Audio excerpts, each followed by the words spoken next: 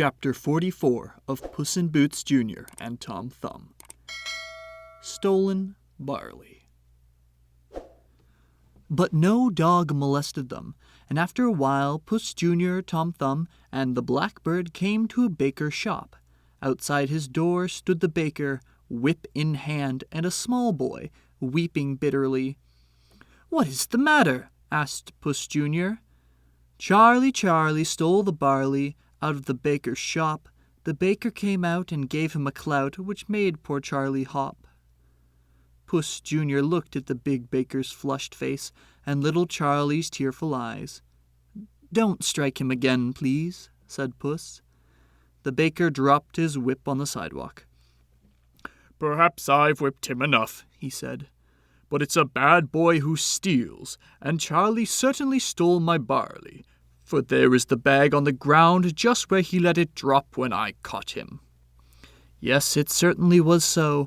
The bag had broken and the barley was scattered over the walk. "And it was only last Friday that I sent his mother some cakes," continued the baker, "because she was ill and could not bake." "She is ill today," sobbed Charlie, "and Mrs. Brown came over to take care of her, but we had no barley in the house to make broth, neither do we have any money. That's the reason I took the bag of barley.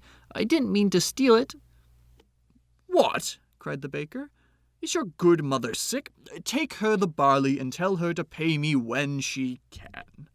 And he ran into his shop and brought out another bag and handed it to Charlie. "You are a kind man," said Puss Jr., as the small boy ran off to his home. "Have you any nice fresh crullers?" "Yes," answered the baker. In a few minutes Tom Thumb and the blackbird had eaten the last crumb.